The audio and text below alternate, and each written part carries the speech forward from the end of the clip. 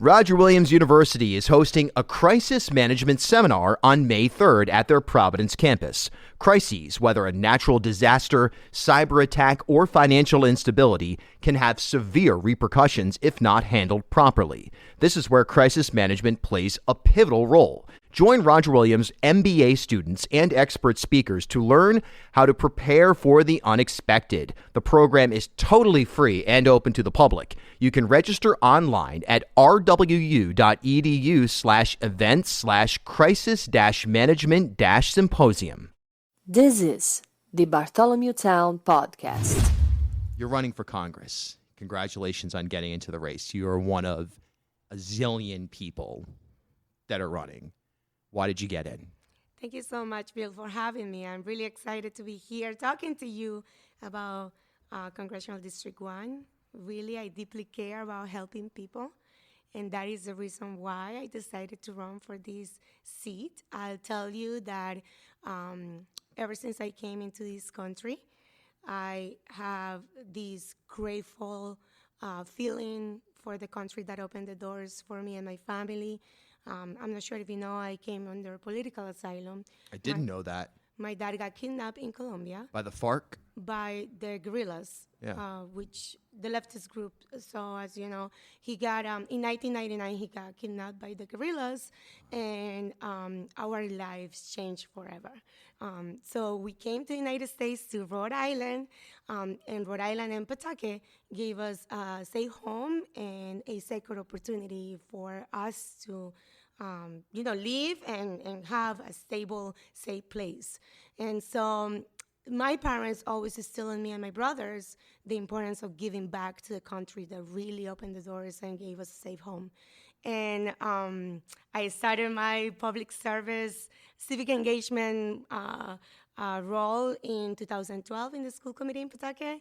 Then the community really encouraged me to be a voice, and it's been the call of the community always that have allowed me to represent them in different levels of government.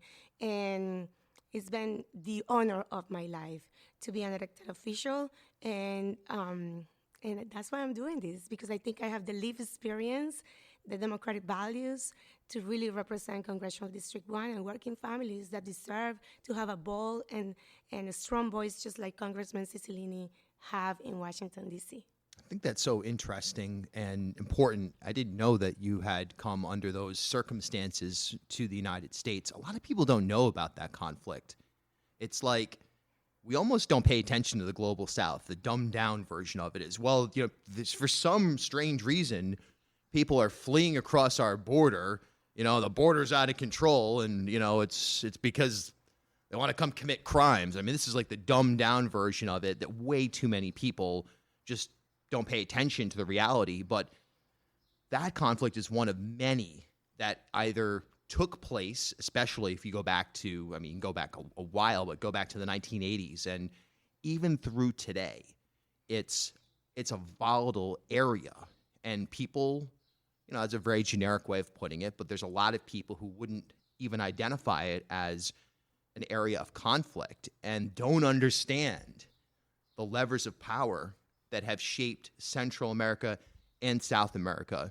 You could argue the entire global South, but specifically, the broad region where you came from, and don't understand why people seek opportunity in the United States especially, but also Canada and Europe, and why this is happening. Absolutely, Bill, and I'll tell you this.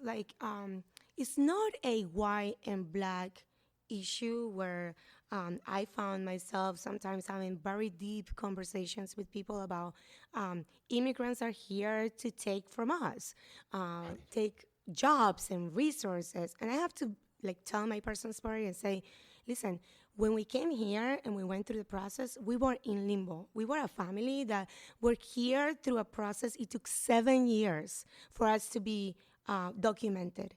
And throughout that time, we couldn't drive a car, but we have a working permit where my parents were able to work and pay taxes, but not really to drive a car.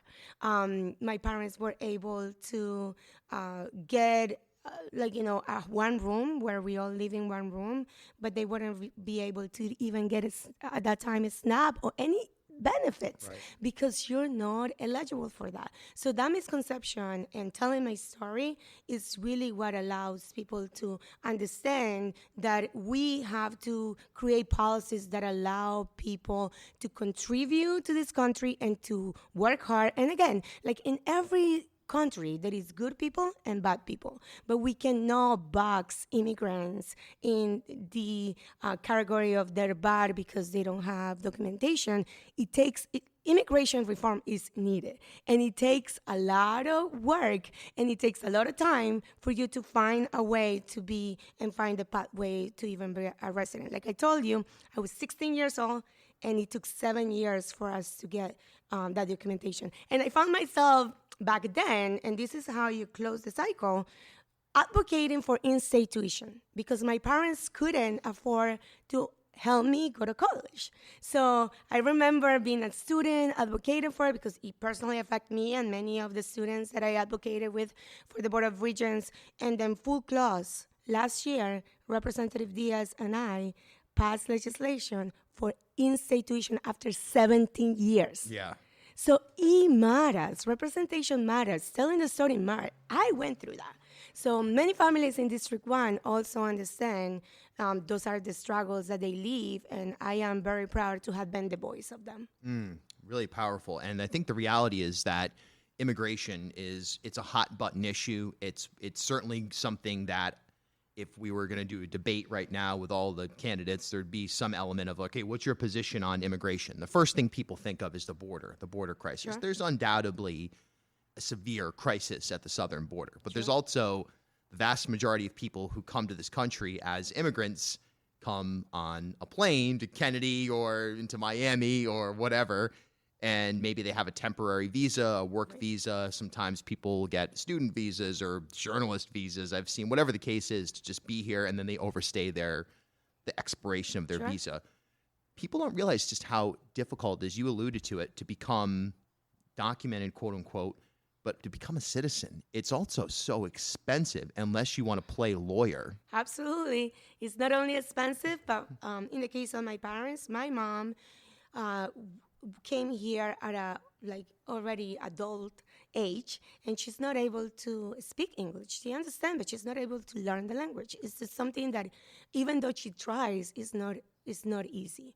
And for her specifically, being able to apply for citizenship not only was costly, but it was very painful, and it was a period where she almost had to memorize and traumatize herself in not being able to communicate herself in her own language, knowing that this is the country where she wants to call home and be a proud citizen of this country. Right. And it took a lot of effort. It was a lot of resources, and it was like a family project. My brother would sit down with her, I would sit down with her, my dad would sit down with her, and I'm very proud to say that all my family members are citizens right now, but it took a long time, effort, and a lot of tears in the middle of the whole process. I can only imagine. It's a severe experience. So, all right, so you're elected to Congress, you're sitting there, you're one of the 535 members of Congress. Is that the right number, by the way? How about that? I don't know. Well, Senate is 100 and 435 okay, so one. Yes, it's a representative. So you're one of 535 people in the body as a whole, and there's a need for immigration reform. What does that look like to you? Do you know, Bill, is just like I've been doing my work throughout my whole public service time here in Rhode Island. It's about being able to find common ground, tell the story, and making sure that as a proud member of the Rhode Island delegation, speak for the Congressional District 1 members and say, listen, our economy is strong if we do have and do a reform of immigration. If we do look at the areas where our members of the immigrant community are contributing to, like, hospitality. We do have a lot of farmers that are in the middle of this, in Texas and California. Like, we need to make sure that we find a way to have a common ground, and I've done that already in different initiatives here at the state level. people may not be able to agree with me in policy, but I'm able to find common ground and tell the story and educate members of Congress would be one of the things that I would love to do, because at the end of the day, I do believe that everybody is able to find a human factor and we're able to move things little by little. I have patience, but the strong advocate would be there. I'll tell you, here in the state of Rhode Island, when I first got elected into the state Senate, nobody really understood the concept of cultural competency. Sure. And then so I had to make sure that I talked to my colleagues in the Senate, and I let them understand that cultural competency was very different from customer service, because it was very in the middle of that controversy. But tell me the difference between cultural competency and customer service. Like if someone come in front of a state government agency and they give a good customer services, why do they have to do a training in cultural competency? And then so I had to get to the level and be very patient about, okay, how am I going to be able to get across someone that doesn't have to face it, that maybe have unconscious bias, and maybe has never been mistreated in any agency of working in government. I, as a city council, remember when I got elected, with my accent, I used to call and say, hi, I'm calling because there is a situation in this street and there's a pothole, and I just want to make sure that somebody pay attention to it. And they would treat me very poorly because they didn't know who I am. And I never, ever will tell my title to anyone that I would call. They would just speak louder to me because of my accent. They would not pay attention to me. They would be like, well, you have to call another department. I'm like, okay, can you please tell me what department should I call? Just figure it out. Call Public Works. And the number should be like, so, like it was very terrible. And at the end of the day, because I was able to educate my colleagues and educate that it was a needed training, like we are able to move the needle and serve everyone in Rhode Island, regardless of where they come from, regardless of age. By the way, it's not only about minority, culturally immigrants. It's about the LGBTQ community. It's about seniors, people with disabilities. We have unconscious bias that sometimes we need to make sure that we unlearn the things that somehow within your life experiences you might have learned throughout life. So in order for us to be in a good, equitable society where we give services to everyone, we just need to have the opportunity to learn. And then so that has been my experience all throughout, making sure that I find common ground, build coalitions, make sure that we advocate together, tell the story. And I always say, I debate the policy, never the person. So I could debate policy with you back and forth. We could disagree back and forth in an approach, but I will always respect you as a person and as an individual and the way that you think, even though I disagree. That's a mature way of looking at things. I'm not sure many people look at things that way today. You see it on Twitter. I mean, obviously, that's just a micro, that's a snapshot, if you will, of a certain segment of humanity. But, you know, we've gotten to this point where it's so personal. And there's so much hate. It's always been there, I'm sure, but now there's channels for people to exercise it. And I wonder how much of that, as a policymaker, whatever level, whether you're an elected official, somebody in government, somebody who's in an advisory sort of third party role, you know, how much of navigating the hate goes into your decision making right now? I mean, because you have, anytime you do anything bold, you've got to take a chance. You're exposing yourself to who knows what, perhaps even physical violence. It has been my experience already. I'll tell you, while I was pregnant with my first daughter, Ariana, in 2019, we were in the state of Rhode Island debating to codify Roe versus Wade. And I was finding myself as a Catholic that came from a country that is very, very, Catholic, and my family with the values and growing up going to church and all that. Find myself in a place where I was very much treated with disrespect and hate and a lot of bad comments. I got letters at my house calling me all of these names because I chose to be the voice of women being pregnant and understanding that life for me and the life that I was carrying was the life that I wanted always. Knowing that I was considering myself always a Catholic in faith, right? That was the faith that and knowing that it was a controversial issue, and I casted my vote for the right for a woman to choose. Why? Because as a legislator, I have to make sure that I don't get involved between the decision of a woman and the doctor and their partner, if that is the case, right? Right. In that pregnancy, I'll tell you, I had very much a lot of thoughts myself, because early in the pregnancy, I got a call that no woman want to ever hear from my doctor, saying that I had a pre-genetic condition and there was something that we're looking at. And I had to go through genetic counseling with my partner throughout this very intense debate. And you know what? I was grateful for my partner that said, you have to decide what you want to do. And we decided to keep our baby, which is a beautiful little girl that right now we adore. And but at the same time, I was grateful to have the choice that I wanted to have. And thank God, my daughter is only a carrier. But learning throughout this process and being a legislator and going through this, it was the test of my life. And being able to now say that I was the boy of many women, and now we have this risk at the federal level, like I just can't wait to go and continue fighting for it. I think that it's one of the other key issues that is, I mean, it's pretty clear where you stand.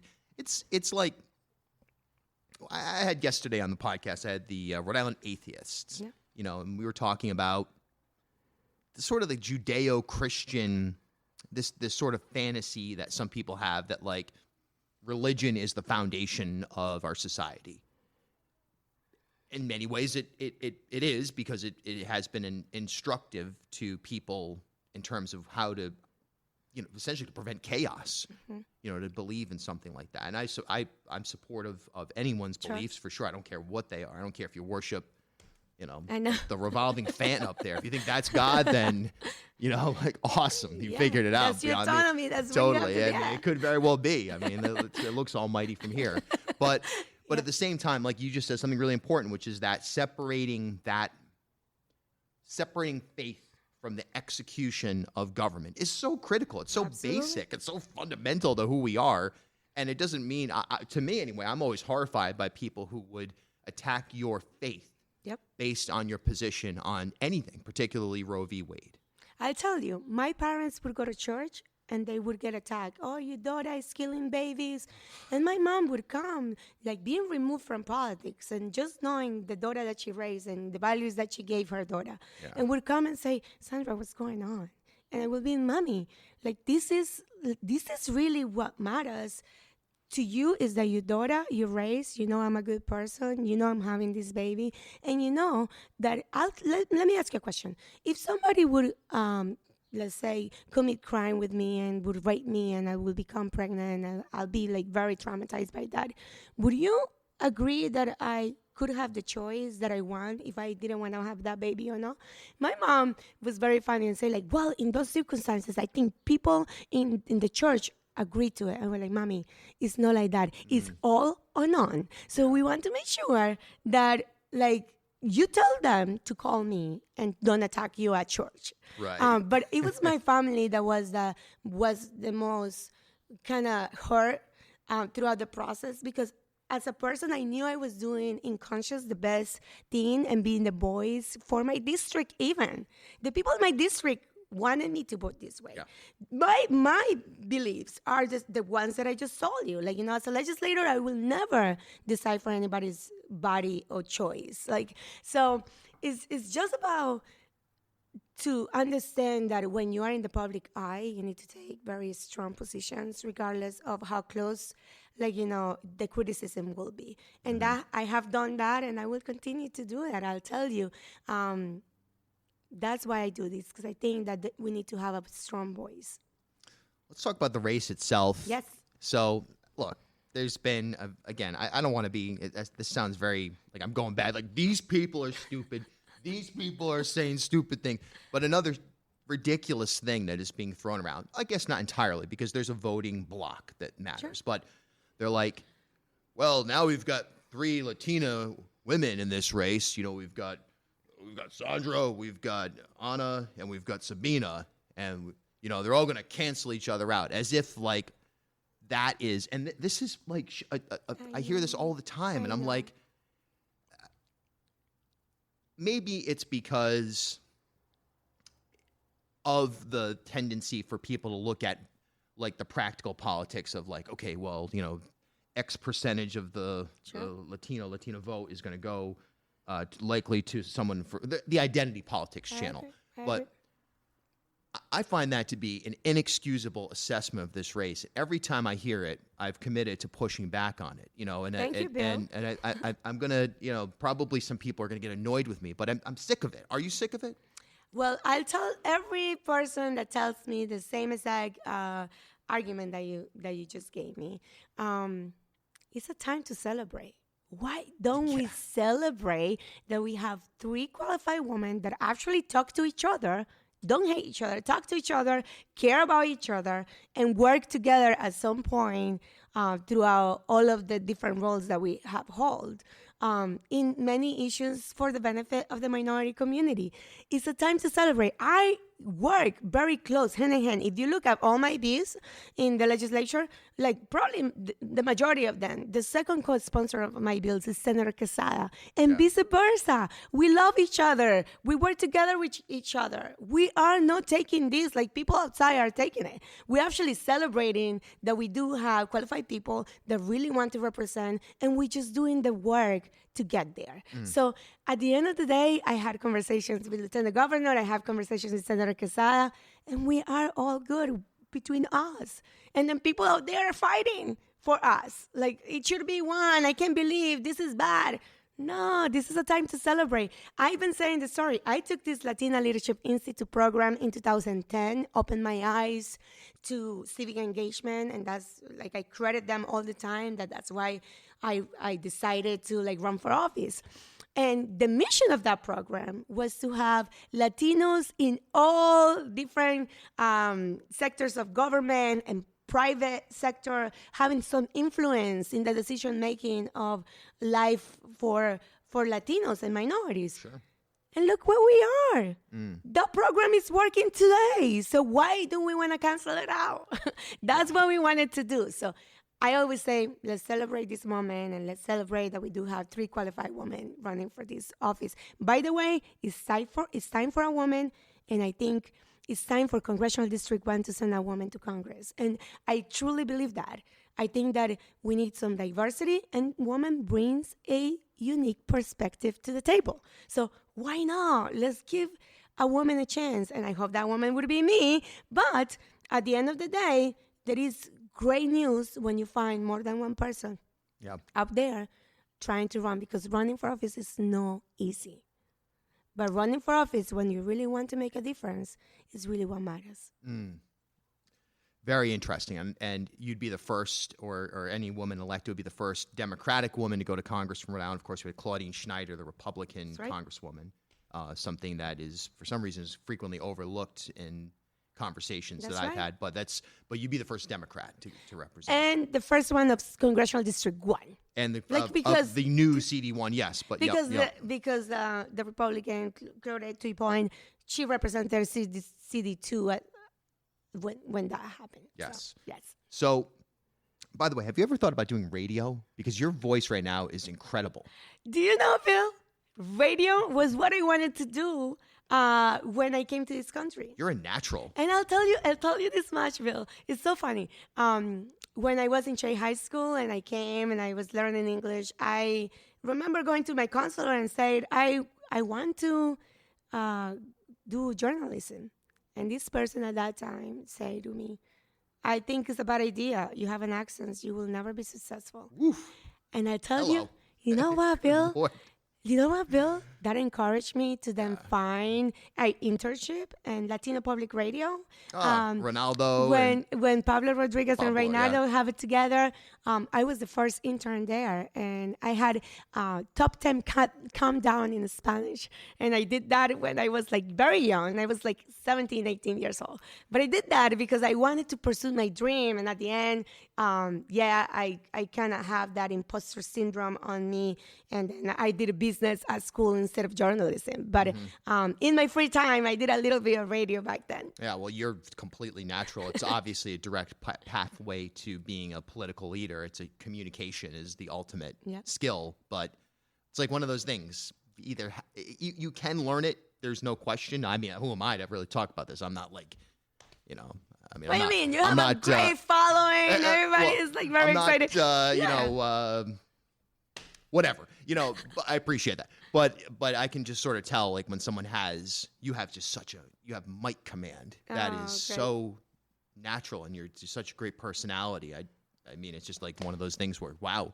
Thank you, Bill. Yeah, maybe really appreciate it. Like, maybe sometime if things don't work out, we'll do a podcast together, and then we'll find things. I love that. Even if it work out, I think that we should just do that. Absolutely. Right? And I think also Isn't that awesome? communicating, as an elected official through that channel of podcast or radio. I mean, there's some guidelines, like you couldn't go on the radio now because it would be you'd basically have to have all 16 people would have equal time. And believe me, I don't want to hear the Alan Waters radio hour ever. You know what I mean? Goodness. But look, that guy, it's pretty well clear. I mean, look, I've been ripping that guy. What's he doing in here? He's a Republican. He's from Massachusetts. Who is he? He's ripping me on Twitter. And me too, by the way. Fun of me, every Twitter that I get tagged on is from Alan Waters. Yep. So whatever. Yep. Anyway, enough Alan. There's always an Alan Waters sidebar in these episodes here. So the race as a whole, it's going to be 1 million people. It's probably going to get whittled down by the time declarations occur. Do you suspect, and it's obviously, I know that the way you're going to answer this is going to be, I already know the answer, because why would you be here? But I'll ask it. You're going to be in this thing all the way to the end, in your mind? I am, Bill. I am, and I have a very strong commitment to public service. I'll tell you something that I think a lot of people know, but I had made a decision with my partner that I'm not going back to work full time, because after my family medical leave that just ended last week, I have asked my employer for a leave without pay. And the reason why is because there is no possible way that if I want to run a congressional campaign, I am going to be able to dedicate myself fully to the congressional campaign if I am working full-time and also going to the legislature and being a full-time mom of 2 beautiful kids. Yeah. So I wanted to make sure that I concentrate and focus in this campaign, because it's something that I always wanted to do, like have my voice represent the people that don't have a voice in Congress. And that's why I'm doing this. And I'm going to go until the end. And I'm making my phone calls. I'm building coalition. Our campaign is building a lot of momentum. And I am really, really proud of the team that I'm building together, and the people that are encouraging me and believe in me. And so, yes, I'm going to be here until the end, Bill. Thank you for asking. One of your opponents, Aaron Regenberg, asked all of his fellow candidates to make a declaration that they wouldn't accept any corporate PAC money. Your thoughts on that? So I did reply. Actually, Lan Charman also asked that, and I said, yes, my voting record, you can go back as far as you want. I had been very committed to really do the right thing by the people, and so I accepted his challenge, and we're doing this in a way that is going to be for the people of Rhode Island, and not really always listen to special interests. That has never been my way, and then so I will continue to do just like I always done. So you accept the Regenberg challenge? I have done it. Yeah. All right. Okay. World stage, which will be a part of your purview if you are in Congress. What do we do right now in terms of, we're moving in a very tedious direction in terms of our global the sphere of influence that the United States presents. We're being certainly challenged in many ways by China. And even in ways that aren't often looked at. For example, China is negotiating peace treaties between nations. There's arguments that perhaps Brazil will do the same thing, and other global powers. So it's not just military might. It's the bully pulpit. It's the world. It's not really the hegemon. It's the world leader of, just the moderator of the world. The U.S. is definitely changing. We obviously have what's going on with Russia, whatever that really is, whatever that looks like. So let's start there. Ukraine. Should the U.S., if you were in Congress, would you authorize troops, American troops, active on the ground in Ukraine? Your thoughts? So that's a good question, Bill. I think that coming from a country of conflict and knowing the importance of aid, I have said early on that I do support aid to the Ukraine people. I think what is happening there is really devastating, and there is innocent children that have been caught on this. And for me, it's a fact of looking at human rights in the middle of how a country like the United States that is positioned to have some influence, to your point, could really help to make sure that there is a little bit of fairness and peace and human rights in the middle of like making sure that like looking at those images like really broke my heart. So I tell you firsthand, I lived that in Colombia, and I do know that how difficult it was. And as a young child that was growing up when bombs were like, exploding in my own city of Medellin, like I remember like even today having PTSD. I fall asleep and this is something that often comes to me, and believe me, I go to therapists because I think it's healthy for me, and I'm a human being that like any other person like could use therapy. So when I go to therapy, I sometimes have discussed this with my therapist, where like sometimes I fall asleep and I remember me being a little young woman that fell asleep with my head to my watch, and it was a watch that my mom was gave me for my birthday, and I woke up petrified because I was hearing the click, click, click, click, and you know what I thought it was? I thought it was a bomb. Like just living in that era, like nobody should be living in those circumstances. So when I transfer my life experience into what is happening with Ukraine and thinking about those children that are like in the middle of this conflict, I would always support aid to help peace and help a fair scenario, because right now Ukraine doesn't have a fair scenario. Including deployment of troops if needed? I think so, yes. What about the global financial picture right now? Yeah. It's weird. Oh, goodness. I mean, what do we do here? I mean, we're seeing, look, it goes back to the situation we're in right now. You can make an argument, and probably the only way to look at it is the transfer to the Federal Reserve. I mean, that opens up. Now we're going down conspiracy theory lane, but there's also a lot of truth to the fact that our currency, it's a fiat currency. Who knows if it will remain as the dominant currency, the world currency, and how much longer? So what do we do? How do we rethink currency? How do we rethink financials in the big picture right now? Not just in terms of, the rich getting richer, the poor getting poorer, because that's a consequence of it. But how do we dial in our financial position as a country right now?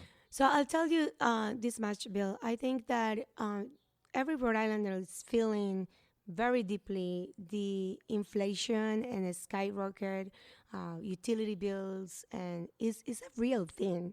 This is just not a theoretical. This is a real thing, right? And that all comes and triples down to the financial crisis, and I think the bank crisis have a lot to do with this. And coming from the financial war, I would tell you that even some people that I have talked to that are very much experts and in the field have told me what I do believe myself, that right now what we need to do is, instead of deregulate, is regulate. And making sure that the banking system is regulated to the point that there is some check and balances, there's some accountability, and we need to get back there, because unfortunately, I have to say this, under the Trump administration, they deregulate all of these things, and I think that we are suffering the triple effect of what happened with that deregulation.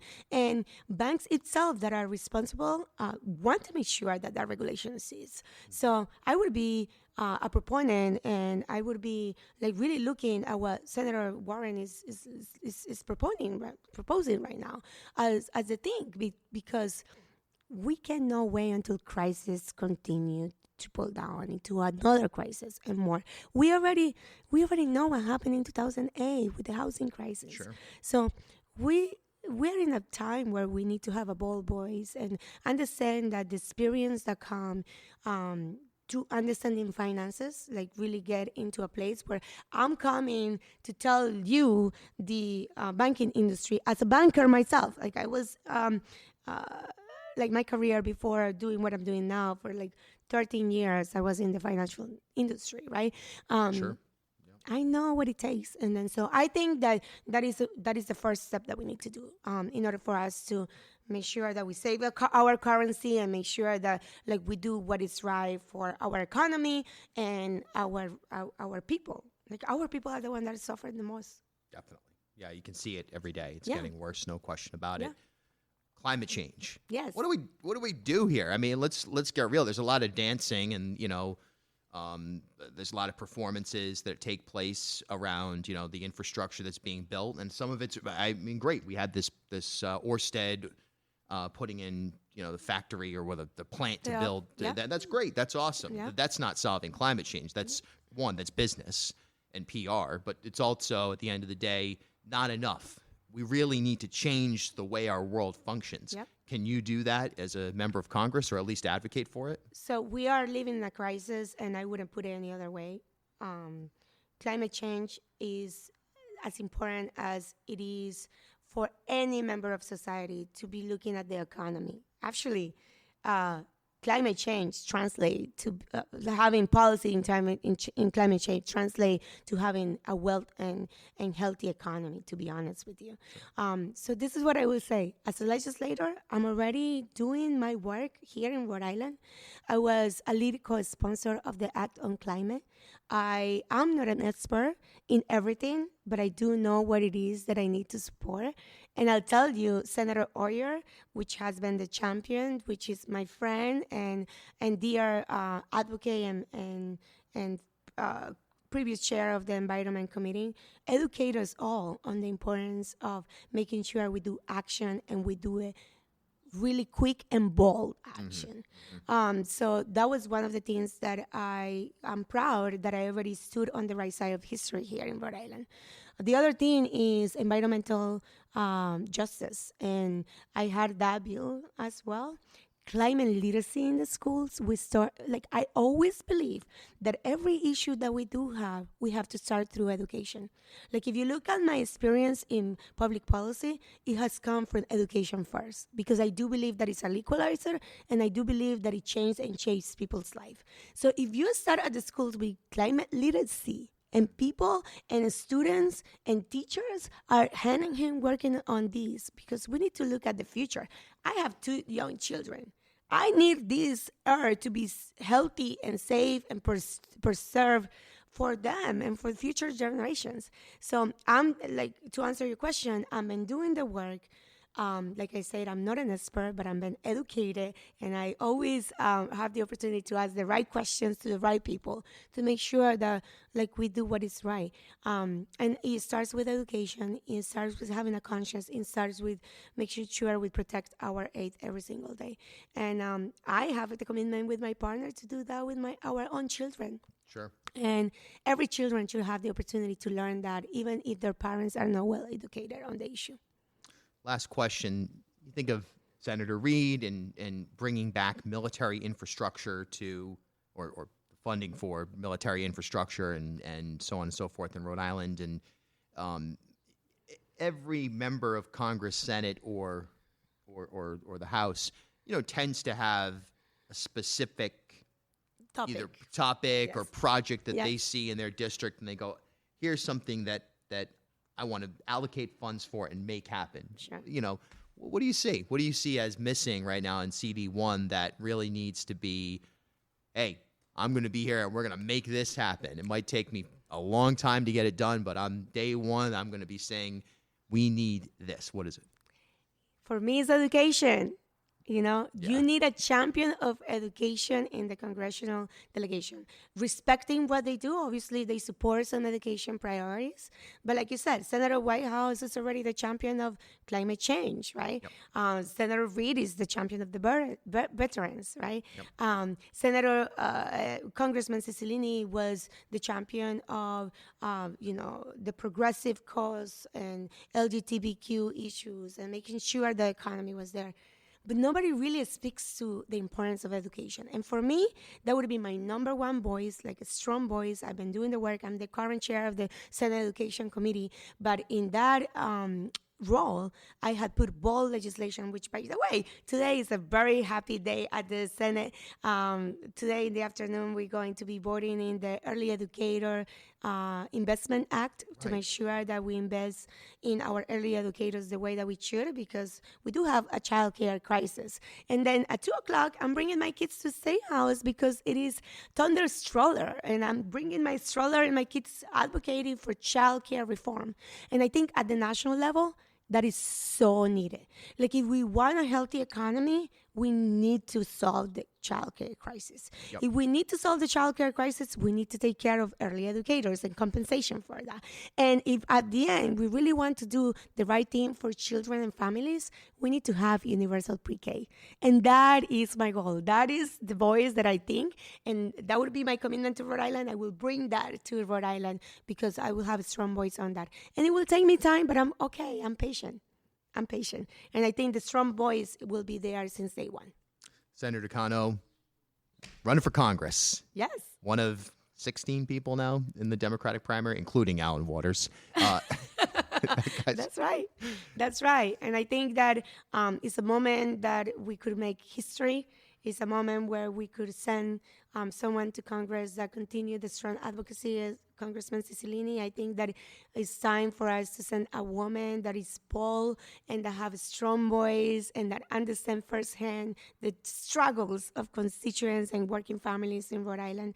And I do think that throughout my public service career, I have been a strong voice, and I will continue to do so. So I hope that residents of Rhode Island and your fans give me the opportunity to, talk to them more deeply about issues and being able to just tell them where I'm coming from and why I'm doing this. So hopefully they can support this race, and I'm here to be open, transparent, and to always have access to anyone that wants to talk to me. At HealthSource RI for Employers, we provide access to health insurance to more than 1,100 local businesses and nonprofits, and 96% of them renew through us every year. Maybe it's our choice of 19 different health plans, our 10 years of customizing solutions, or our one local team of dedicated experts helping employers find quality health insurance. See how our numbers stack up for you. Learn more at healthsourceri.com/employers.